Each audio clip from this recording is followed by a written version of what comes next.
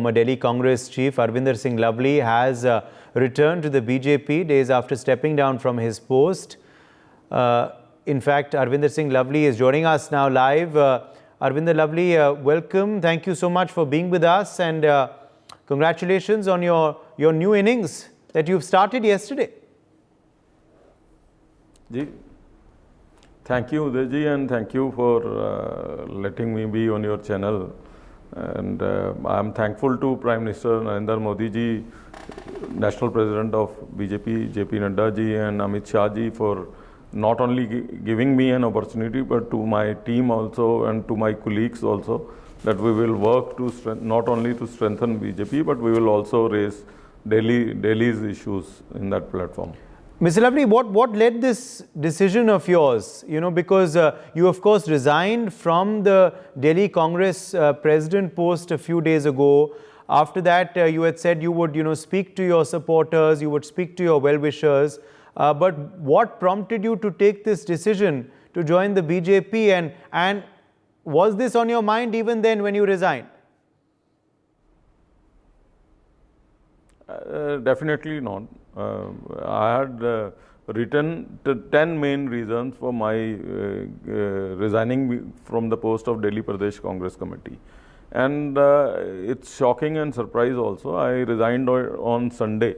Until Saturday, nobody bothered to even look into this. And you might have heard also, and through all media channels, Congress party was regularly attacking. I was not speaking against any party leader, but they were regularly attacking me. Not only they were also making sure that our party also put allegations on me, which were totally baseless and have no, at all, there was nothing true in them. And I honestly felt that after resignation, I will sit at my home and will lead some peaceful life. But all my supporters, which are throughout in Delhi in all the 70 assembly constituencies, they told me that we have to fight it out, and we should fight it out with the biggest party of the world, not only of India but throughout the world, and we should support to the leadership which is doing some constructive work to strengthen the country, not within country but all over world. Prestige of India has raised because of Narendra Modi ji, and we should work with him, and we should work for people of Delhi. Then we all decided, so it was not only me, some of my other colleagues also, and very senior colleagues who have long experience as a minister, as MLAs, have joined with me in BJP. And let me tell you, some people asked me that you were in BJP for a small period. That time I went to BJP, I joined BJP because I had a quarrel we were some difference of opinion in Congress. This time peacefully we have thought, and we have come here for all our life. We will work strongly with BJP and for the rights of people. But why did you leave BJP then? I'm sure many would ask you this question. Yes, very good question. देखिए जैसे मैंने पहले बताया कि गुस्से में उस समय बीजेपी में गया था, और वापस आके मैंने कहा था कि मैं वहाँ मिसफिट था.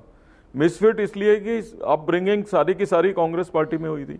I still remember when I joined Congress party, I was at the age of 18 and 19 years when I was in college. उस समय जो है हम लोगों को एक कैसेट सुनाई जाती थी जिसमें इंदिरा जी कह रही थी कि इस देश के लिए मैं अपना खून का कतरा कतरा कुर्बान कर दूंगी. तो फ्रॉम कतरा कतरा टू टुकड़े टुकड़े Congress party has reached. So it is now not the question that I will be fit or not fit.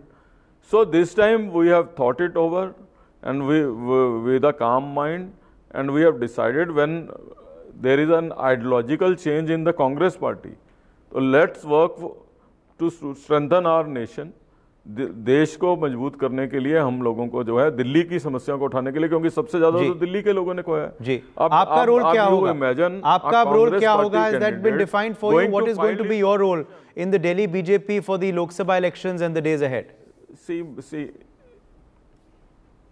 See, there are allegation on me कि ये अपॉर्चुनिटी के लिए चला गया है, पोस्ट के लिए चला गया है. बीजेपी के तो 7 पार्लियामेंट के कैंडिडेट अनाउंस हो गए हैं, उन्होंने नॉमिनेशन भी भर दी है. तो मेरे पास पाने को कुछ नहीं है। तो इसलिए इट इज़ नॉट क्वेश्चन कि मेरा कोई रोल डिफाइन हो गया कि नहीं, क्वेश्चन ये है कि मेरी भूमिका दिल्ली के लोगों की लड़ाई लड़ने के लिए और जिस पार्टी में गया हूँ उसको स्ट्रेंथन करने में क्या होगी। तो मैं कभी भी जो है सौदेबाजी अगर करनी हो तो मैं दिल्ली प्रदेश कांग्रेस कमेटी के अध्यक्ष पद से ही क्यों इस्तीफा देता। I could have easily calmly sitting without even working continued as Delhi Pradesh Congress Committee President, and I have some definite issue problem with the Congress Party. अब I was going to tell you one thing कि परसों जो है इनके एक candidate ने, Congress party के candidate ने नॉमिनेशन डाला रिटर्निंग ऑफिसर के रूम में, वो आप पार्टी के प्रेसिडेंट को ले गया, कांग्रेस पार्टी के प्रेसिडेंट को नहीं ले गया। तो मैं इन सब बातों को नहीं टॉलरेट कर पाता, इशू बेस्ड पॉलिटिक्स करता हूँ। तो मैं इधर कोई सेटलमेंट करके नहीं आया हूँ, काम करने के लिए आया हूँ, अपने असूलों पे आया हूँ, अपने साथियों की भावनाओं पे आया हूँ। जी, अभी आपने कहा टुकड़े टुकड़े तक पहुंच गई है पार्टी, आपका जिक्र शायद आपके ही पूर्व पार्टी के प्रत्याशी की तरफ है, तो वह क्या दर्शाता है कि उनको टिकट दिया गया, और कहीं ना कहीं कहा जा रहा है कि राहुल गांधी और प्रियंका गांधी का हाथ है उनको टिकट देने में। What do you have to say on that, and was that one of the main reasons that you were upset with Kanhaiya, Udit Raj getting the ticket that you resigned? See, issue is not about Kanhaiya and Udit Raj, and I never comment individually on anybody. मेरी politics नहीं रही है। तो मैंने टुकड़े टुकड़े का word का इस्तेमाल इसलिए किया कि हम शिफ्ट कहाँ से हो गए। आप किसी को भी टिकट देते हैं, किसी को भी चुनाव लड़ाते हैं, या जो भी अपनी पॉलिसी तैयार करते हैं, तो एक फ्रेमवर्क तो आपके दिमाग में होता है। तो फ्रेमवर्क पहले कतरे कतरे का था, अब टुकड़े टुकड़े का हो गया। It is not by about some individual. I am saying कि जब आपने मेरे से पूछा कि आप बीजेपी छोड़ के आए थे पहले, तो मैं ये कह के आया था कि मैं आइडियोलॉजिकल मिसफिट हूँ। तो अब मैं यहाँ आइडियोलॉजिकल मिसफिट हूँ कि आप कतरे कतरे से टुकड़े टुकड़े तक पहुँच गए हैं। तो एक आदमी इशू नहीं है, कई इश्यूज हैं, और मैंने पहले एलेबरेट वे से जो है अपनी चिट्ठी पे लिखा था, तो आप उसको पढ़ेंगे तो आपको पता लगेगा कि किन कारणों से। और मैं तो एक मैंने आपको ये एग्जांपल दिया है, दूसरा उनके कैंडिडेट का दिया है। आप बताइए इससे बुरा हाल क्या पार्टी का होगा कि इस 4 सीटों पे आम आदमी पार्टी लड़ रही है, उनके उम्मीदवार तो कांग्रेस पार्टी के लोगों के फोटो लगा नहीं रहे। कांग्रेस के जो अपने उम्मीदवार लड़ रहे हैं 3, उनमें से भी 2 कांग्रेस पार्टी के लीडरों के फोटो नहीं लगा रहे। तो बताइए क्या कैसे बने रहे उस पार्टी में। तो फिर आपने रजामंदी क्यों दी इस गठबंधन के लिए? Why did you agree for this alliance with the Aam Aadmi Party? Or obviously you believe it's not the right decision. Your Punjab leaders have decided not to go ahead with it. Why did it happen in Delhi? See, whenever you are on a post, then whether you agree or you don't agree, as a disciplined soldier of that force, you have to, and that also when you are state president, then you have to abide by that. But I have always shown my concern within the room. Now the things have turned totally, मतलब बहुत ज़्यादा बढ़ गई बातें, बहुत ज़्यादा। इसलिए मैं कह रहा हूँ कि बढ़ गई कि जिस तरीके से आपने मान लीजिए अलायंस कर लिया, आपने टिकटें भी दे दी, टिकटों के बाद जो है आपका जो कैडर के पुराने लोग हैं, अगर वो रिजेंट कर रहे हैं तो उनको मनाने की बजाय, उनसे बात करने की बजाय, you are giving me order कि इनको पार्टी से निकाल दो। तो मैं कहा मैं इनको नहीं निकाल पाऊंगा, मैं खुद छोड़ देता हूँ।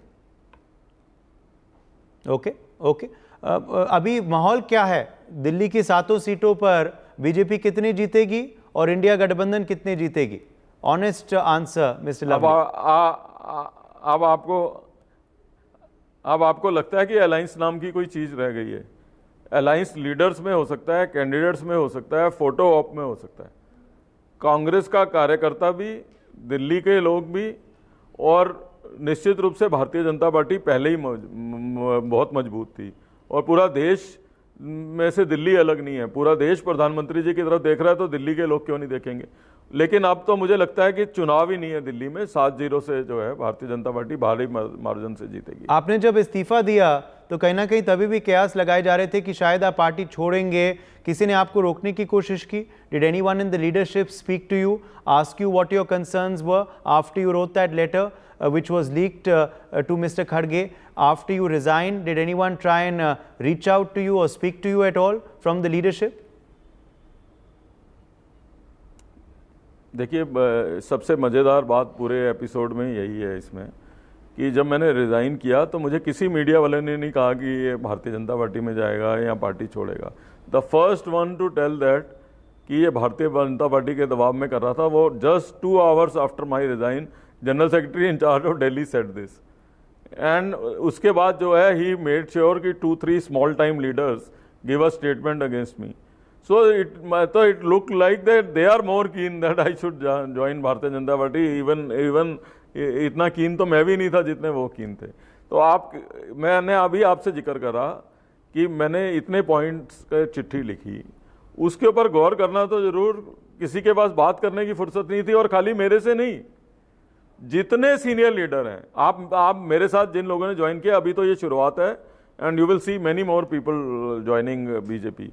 Rajkumar Chauhan has spent his 40 years in Congress, 20 years as MLA and 13 years as minister in Delhi, and big name in SC/ST.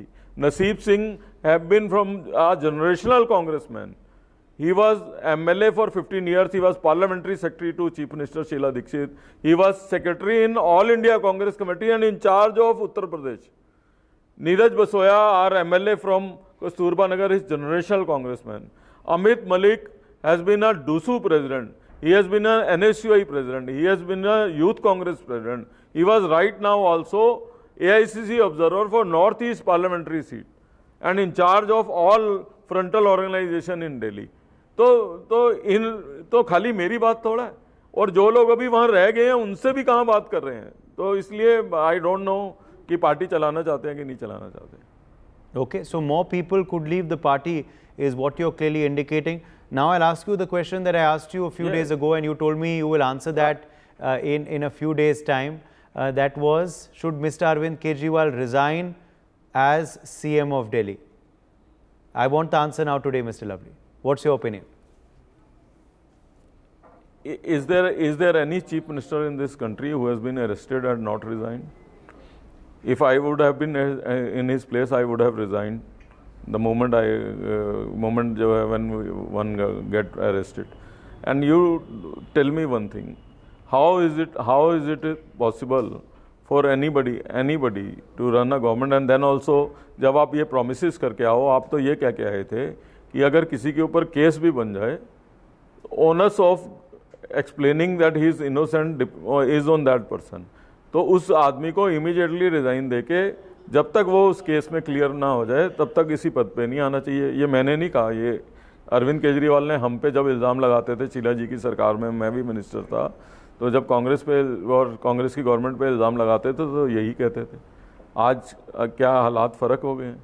अगर वो इनोसेंट है तो ओनस तो उसको प्रूव करने का उनके ऊपर है, तो why he should not resign. Okay, he should resign, but you know the question will be asked then that why did you then go to his residence the night he was arrested? You, Sandeep Dikshit and Subhash Chopra, were you asked to go by the leadership? That is a very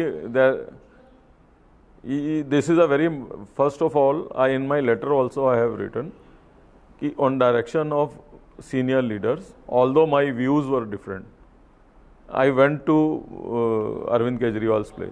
आप मेरी statement देखिए मैंने क्या कहा था वहाँ जाके, और बाद में पूरी कांग्रेस पार्टी ने भी वो स्टैंड लिया। मैंने वहाँ जाके कहा कि we are opposing the timing. मैंने कभी नहीं कहा कि we are giving a clean chit to Arvind Kejriwal. मैंने कभी नहीं कहा कि वो दोषी नहीं है या क्या है।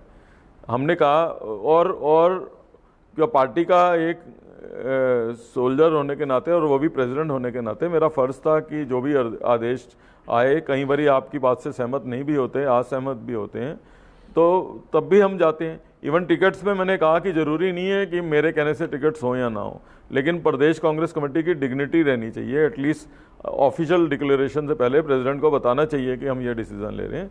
तो मैंने कभी कोई जिद नहीं पकड़ी कि जो मैं कह रहा हूँ वही हो। तो इसलिए, और उस दिन आपको क्या लगता है कि वहाँ मेरे साथ संदीप दीक्षित भी थे, तो संदीप दीक्षित अपनी मर्जी से गए होंगे वहाँ पे? हाँ जी, बड़ा सवाल है, बड़ा सवाल है। Delhi Congress में what is going wrong, sir? And in general in the Congress that so many people are leaving the party. You are asking me a wrong question. You should ask me what is going right. Everything is going wrong. तो ढूंढने की जरूरत यह है कि what is going right. Nothing is going right, you mean to say, which is why everyone is leaving? I am unable to found anything which is going right. Okay. Is that the leadership's fault? Is that Mr. Kharge's fault? Is that the Gandhi's fault? Is that just generally the coteries' fault? Whose fault is that? See, no one specific person can be responsible for everything. All the people who are managing the things, all the leadership, people who have surrounded the leadership, they मतलब आप बिना देखे तो मक्खी वाली चाय P सकते हो. जब आपको दिख रही है चाय में मक्खी है और फिर भी आप पी रहे हो तो उसका तो किसी के पास कोई इलाज नहीं है. For more such videos, subscribe to the NewsX YouTube channel, hit the bell icon.